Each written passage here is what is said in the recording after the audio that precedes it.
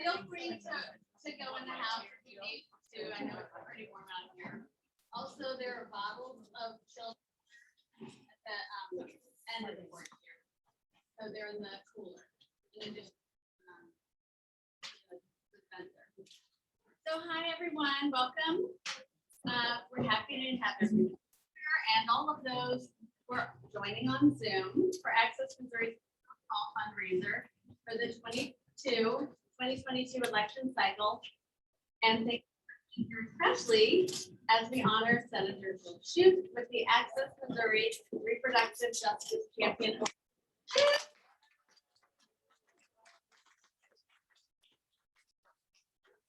I want to acknowledge and thank a few extra special groups of people who are joining us here today.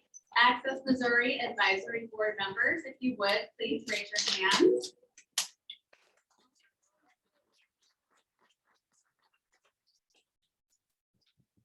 Okay, so also, thanks to our community partners for reproductive freedom and co-hosts for today's event, NCJW St. Louis.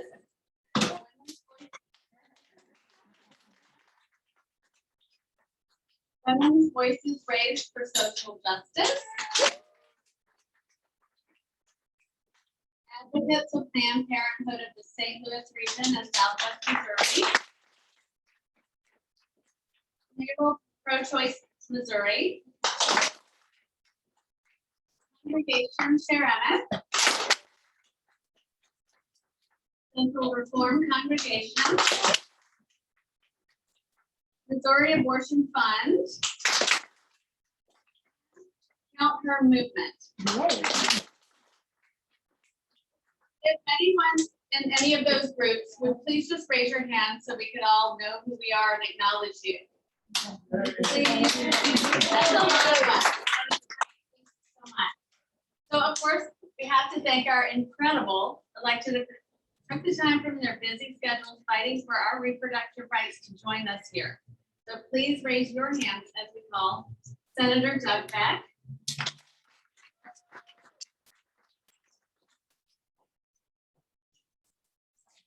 Representative Tracy McCreary.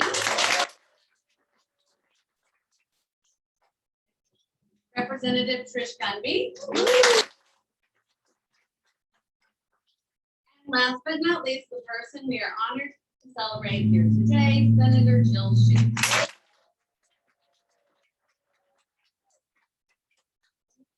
You will hear much more from Jill and about Jill in a moment, but first, Rabbis Andrea Goldstein and Jim Bennett would like to deliver a Dvar Torah together in honor of this occasion.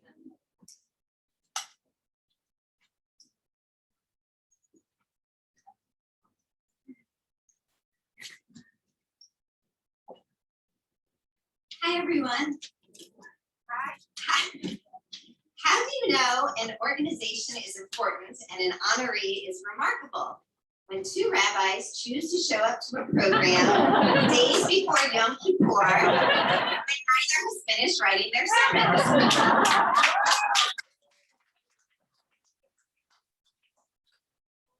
Truly, though, Rabbi Bennett and I are honored to be here today to support Access Missouri and to honor the incredible Senator Jill Shute.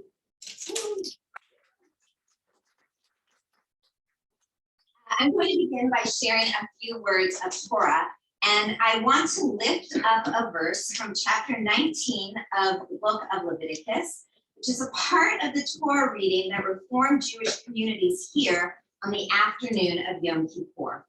In this portion we read, God spoke to Moses saying, "Speak to all the community of Israel and say to them, Kedoshim tihiyu, ki kadosh ani Adonai Elohechem. You shall be holy, for I, the eternal your God, am holy." Commentators have noted that the you in this verse of "you shall be holy" is written in the second person plural. And Rabbis Janet and Sheldon Martyr give one explanation for this. They say, individuals cannot attain holiness alone. We can rise to this level only in community, supported by the efforts of those around us. Holiness is not a private affair. It is not a one-to-one encounter with divinity. Rather, holiness describes a society in which relationships are grounded in eternal values. What are Judaism's eternal values? I would argue that the values we hold up as our guiding lights are two. They are distinct, but also deeply interwoven. The first is pikuach nefesh, the saving of life. And the second is the notion that each person is created b'tselem Elohim, in the image of God, and therefore deserving to be treated with honor and respect. When it comes to issues of reproductive justice, these two values are also our guiding lights. We want to protect the lives and health of those who are able to bear children by making sure they have access to the full range of health care. And when we say full range, we mean full range. This includes regular wellness exams, affordable contraception, mental health services, comprehensive sex education, prenatal care, and access to safe and legal abortions.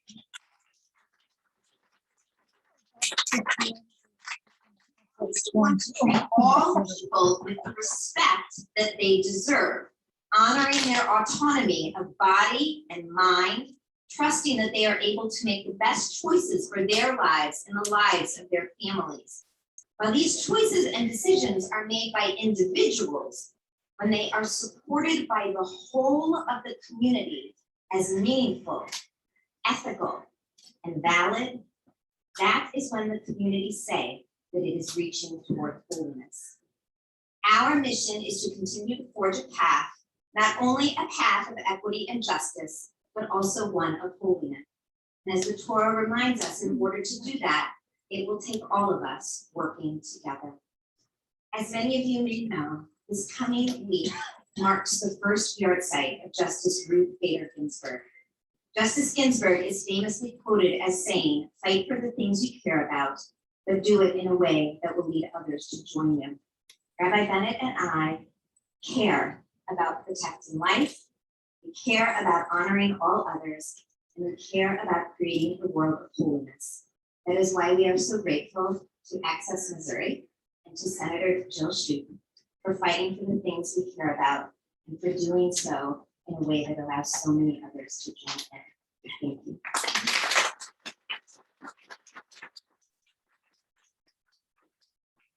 Rabbi Goldstein will be going to finish writing my Yom Kippur sermon.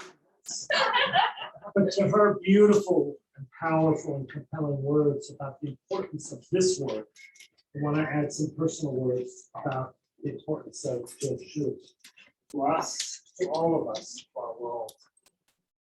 From the very first moment I arrived at Congregation Charlotte too many years ago to recount, there were two constants, and one of them was Jill Shoup, who has continued to stand up and to fill the words of the Torah that we will hear read again this week on Yom Kippur, where we are told, "Atem nitzavim," you are standing, not as bystanders, but you are standing to be present in the presence of holiness. And Joe, you have always stood up for what you believe, for what we as Jews believe, for what men and women together believe is best for our world, and for all of us together standing. You stand with us and for us. And in the Talmud, we're taught that Hillel taught centuries ago, the makom she'ein anashim, in a place where there are no, literally it says man, but I'm going to translate, where there are no humans. There is no one willing to be a human. Ishtadel lihiyot ish. There you must strive. I think Hillel, if you were here today, would say, Ishtadel lihiyot isha. Strive there to be fully a woman. Strive there to be fully all that you are capable of being as a human being. Strive there to be humane. Joe, by your commitments, and by your faith, and by your love, and by your hard work, you are a champion. Not just in the work you've done in your professional roles, but in the way you live your life as a role model for each and every one of us. And to you we say, Toda Rabah, And may you continue to stand up and help all of us to stand as well. So thank you and mazel tov.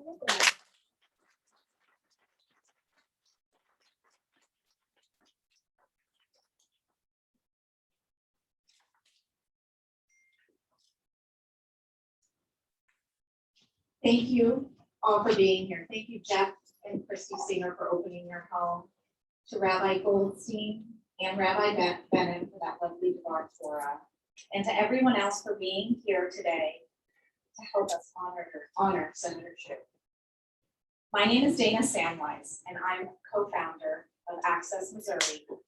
And I'm a huge believer that now, more than ever, we need to fund efforts like Access Missouri to ensure that our voices are heard and our values are represented. I would like to thank all of Access Missouri's donors and all of the volunteer advisory board members. This PAC is run on a very limited budget so that we can fund with your donations candidates and causes that will make a meaningful impact on the advancement of reproductive health care and justice in Missouri. During our first election cycle, we contributed close to $20,000 to Access Missouri endorsed candidates. And at this event alone, which was our kickoff event that we had in 2019, we raised that $20,000, close to it. So to be able to have a meaningful impact on elections, our goal is to raise $30,000 from this event. We have a ways to go to reach that goal, so please help us by making a donation to Access Missouri and encouraging your friends and family to support our cause. Let me be clear. What happened in Texas could easily happen in Missouri. In 2019, our state passed an abortion ban. Well, that ban is technically not in effect. It will be heard in front of the very conservative 8th Circuit Court of Appeals next week. And the current US Supreme Court is likely to remove constitutional protection for pre-viability abortions this coming June. This means that abortion will likely be a states' rights issue. And it's true that for now, the Missouri legislature and executive branches are controlled by anti-reproductive health care leaders. But as Martin Luther King Jr. reminded us, the arc of the moral universe is long, but it bends toward justice.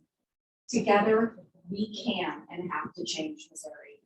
That's why we are here today and why I support Access Missouri and encourage everyone here and on the Zoom to please donate and encourage your friends to support change for good in Missouri. Very few people outside Missouri are going to help us change our state, so it's up to us and other like-minded Missourians. Thank you again for your help. Now it is my great pleasure to introduce the recipient of the Access Missouri Reproductive Justice Champion Award and our dear friend, Senator Jill Schuh. The first time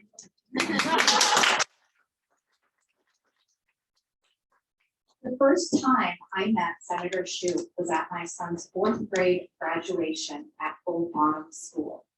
He's now 18. But that is what Senator Schuh does. She shows up, she leads and supports our community.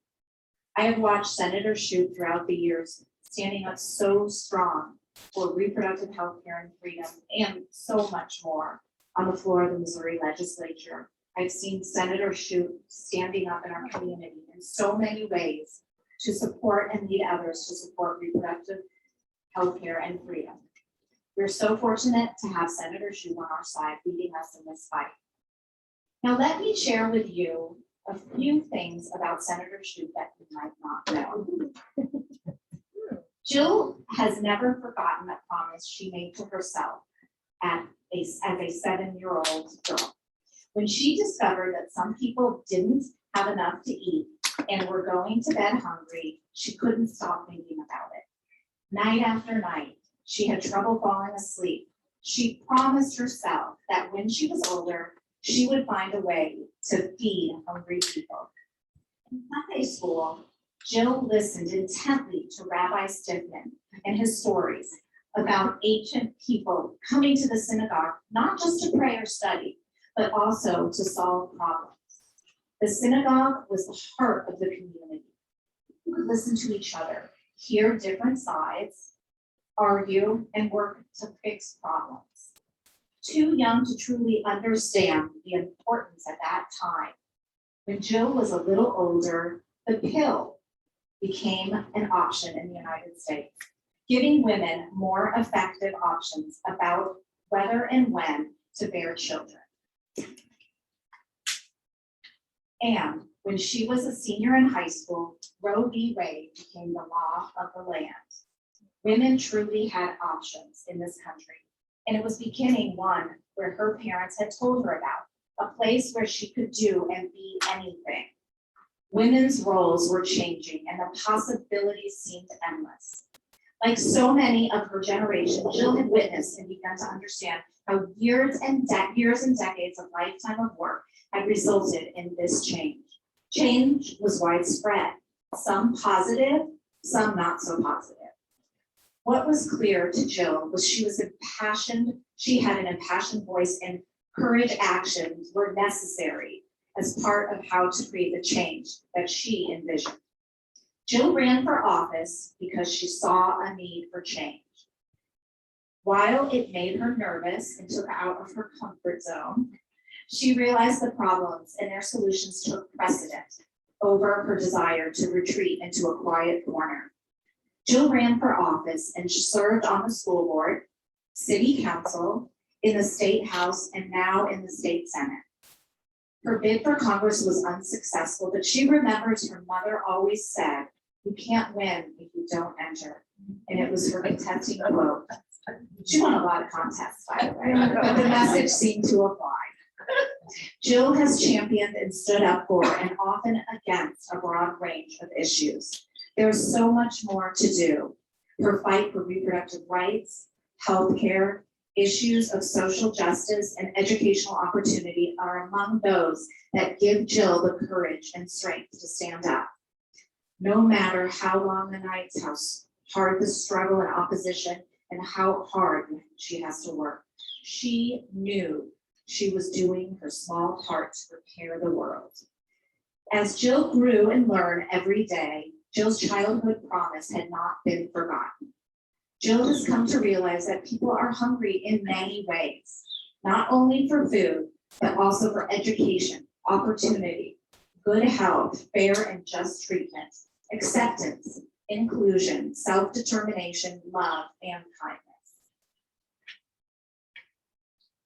She knows that sometimes people need others to speak up on their behalf to stay safe or fulfill a need. She has learned the importance of talking with others, listening, and working together to solve problems.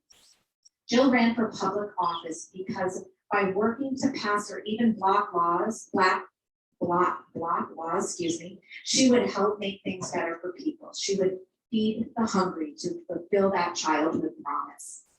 Now please join me in welcoming and honoring Senator Jill Shoup.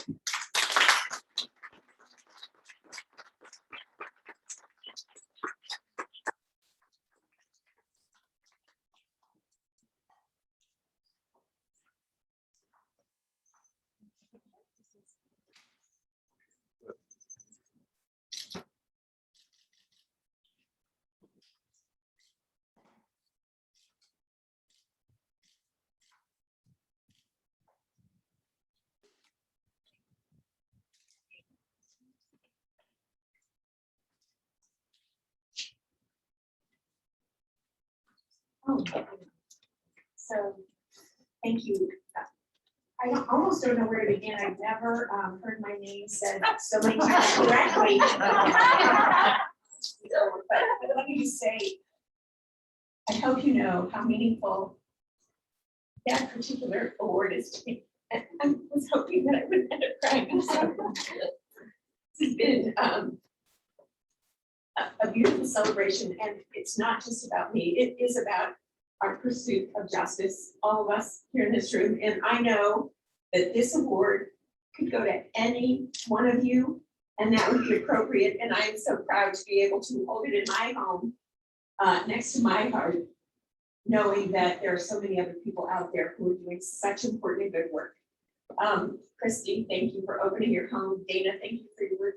My rabbis.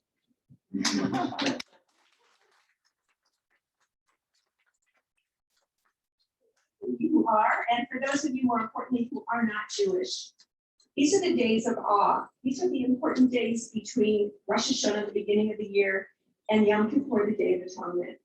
This is a time where we reflect about the life we have led, and we look at ourselves and we determine what we can do better, who we may have wronged and how we can right those wrongs, and how we can go forward, as you heard Rabbi Goldstein say, as a community, together, to make the world a better place.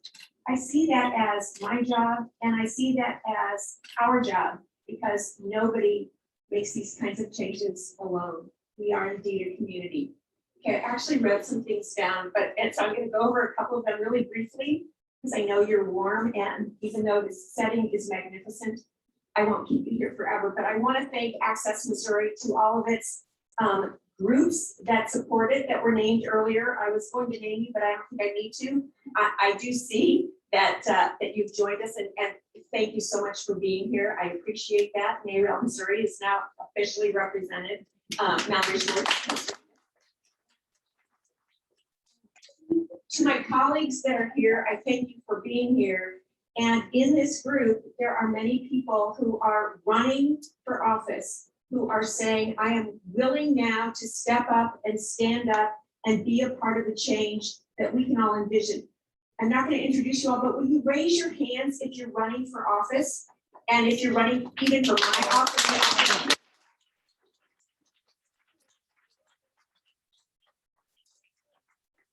Work, and we know that, but sometimes the payoffs aren't exactly what you think they will be, because the change you're working so hard to make doesn't happen immediately, maybe not even ever. But if we don't try and we don't work together to do that, we will never succeed.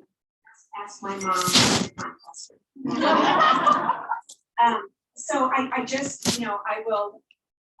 My family is here. I want to thank my members of my family for being here too. And again, to all of you, I know so many of you, and I know you so well, and I can look around the room and to a person tell you some of the great work that is going on in our community. And in terms of reproductive health, yes, this stuff, what we saw happen in Texas, what we have seen the Supreme Court do, in the midst of a time, I just have to make mention of this time. So we're in the days of awe, which is so meaningful in the Jewish faith. And we are almost 50 years out from when our reproductive rights were officially recognized here in the United States. We're not even 2 weeks out from when the Supreme Court has said, we're going to let Texas do what it wants to do, so states like Missouri can follow. There's so much going on right now in this time. We are wearing masks because we are in the midst of a global pandemic that is killing people in our country alone, by the hundreds of thousands, closer to 1 million than to 0. And during a time when people are saying, your life doesn't matter, so I'm not going to get vaccinated, I'm not going to wear a mask because you, my community, my neighbors don't matter as much as what I want to do for myself. It's a frightening and terrible time, and it's a time that so much is being denied or attempting to be denied, and yet it is also a time, as my rabbis teach me all the time, for gratitude and for hope. And so I want to say to all of you here today, how grateful I am that you're here, not because I got an award, but that you're here for the fight. You're here to stand up for what we know to be the values that are necessary to allow people to live their very, very, very best lives. And I see you, and I know you will bring your friends and your family members and your neighbors along with you. And that gives me such hope. So on those notes, again, thank you all so much for this magnificent award, but as importantly, thank you for what we will all continue to do together.